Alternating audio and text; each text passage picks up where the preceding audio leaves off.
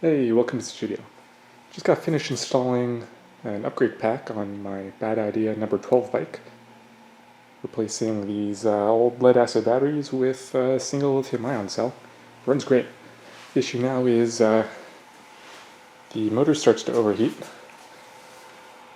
And you can see I've already taken a stab at her, but I've got a new toy today. This drill, so let's put two and two together and make some lemonade. So the bike runs on a nominal 12-volt system. Previously, of course, the lead-acid batteries are the standard 12-volt power supply. This previously was a fully sealed SIM motor, and I'd already had some cooling issues, so I drilled these holes in the case. Of course, now that I've got a lithium-ion, this is a 4S 2P cell. Still nominal 12-ish volts, but really it charges up to 16. So this thing's going a lot faster and a lot harder now.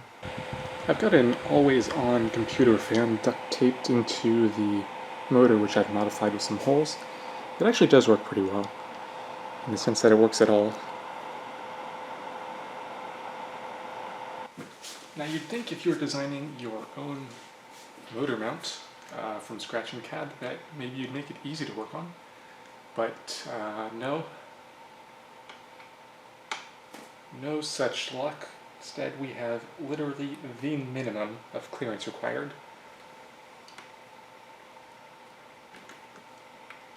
So you can see she has some real ugly holes in her, and we're going to fix that by putting a lot of really ugly holes in her. So now that we've got the motor out, we need to prepare to take her apart. Luckily, I have a very well-equipped shop. You can see we have a static dissipative mat ting that we're going to be placing the motor on. One thing you do want to be careful about is there's some magnets inside the motor that will pick up any metal shavings that may be on your workbench. Now, one good way to get metal shavings on your workbench is by drilling holes in the motor case. Normally you can't see the bolt through the steel, but there happens not to be steel in that hole. That was quick.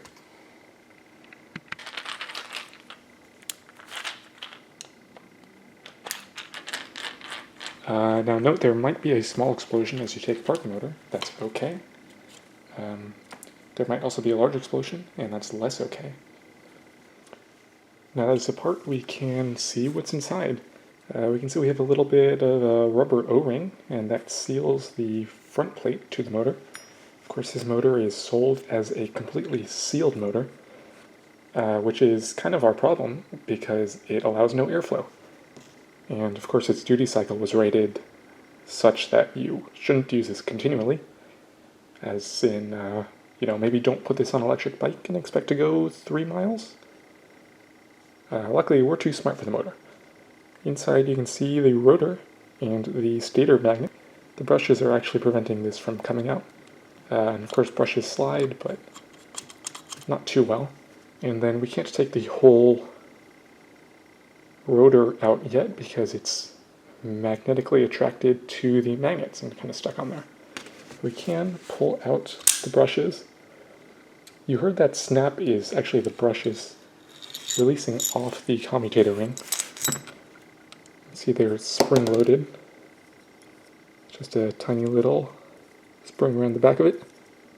Of course, I've already modified the PCB that these brushes sit on. I've added these cooling holes, so the big cooling holes in the back do anything. Now, I've heard from people in the know that the way these motors fail at high temperature is that this PCB starts melting or deforming, and that causes these brushes not to make proper contact with the stator. So we can take a closer look at the commutator, which is definitely what I've been calling this this whole time. You can see each little section gets separately electrically contacted by the brushes as it spins, thus electrifying the proper little segment of the rotor. And looking inside the case, you can see we've got some permanent permanent magnets, used in DC motors, of course. And they've been, I guess, epoxied to the sides. And there's a little bit of a field in between these north and south ends, which jumps through that little gap, and that's where the motor gets magnetized. That's how you get your motive force. Now for the fun part.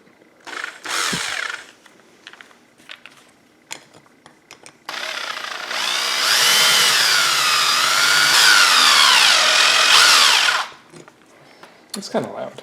Might need to do this outside. Yes, that looks like more holes. Unfortunately, I only have a 400 square foot studio, so I have to be a little mindful about how much noise I make. I did it first with the big old drill and my drill bits, but I tried to finish it off with this Dremel router bit, which didn't work for shit. At least not the way I did it.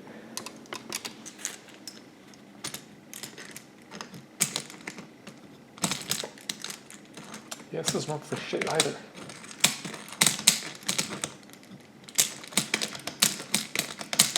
It's almost like the people who make these tools is trying to tell me something. We'll give her a quick skirt to get the metal shavings out. Now onto the end cap and brush holder assembly. We're going to be taking off the brush holders, putting a couple more holes through the PCB. So one good way not to lose screws when you're unscrewing vital components is you just take them and you just attach them all to a magnet.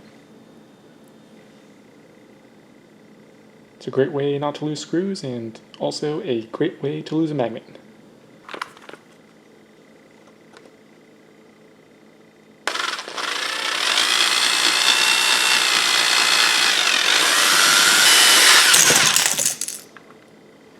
Usually you're supposed to prevent that. So it's a little bit tricky to get the whole motor back together. You have to reinsert the commutator into the brush rings, and this has been spring loaded, so you're never going to be able to do that. The only way I've been able to consistently do it is by removing the springs from the end of the brushes and then inserting the commutator and then reattaching the springs to the brushes. But just for hubris' sake, let's try to do it on camera, kind of leaned over with one eye open. Wow, that almost worked.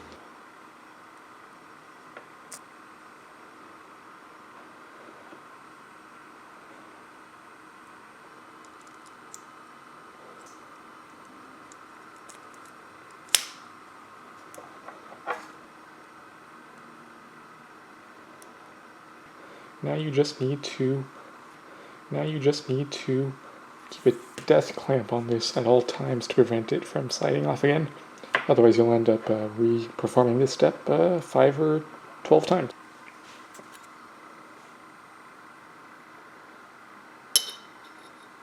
Of course this is a really strong magnet, so it really wants to be in there. You've got to kind of manipulate it inside of the magnet ring. And there's always a small chance that you'll totally crush your finger. But I haven't yet, so. Contact. You can see our fan has now been duct taped back onto the end of the motor. And it's an improvement.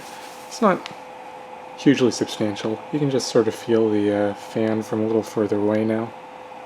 I mean, that's not bad. It's just not really gonna get rid of all of the heat that this motor is known to have to produce.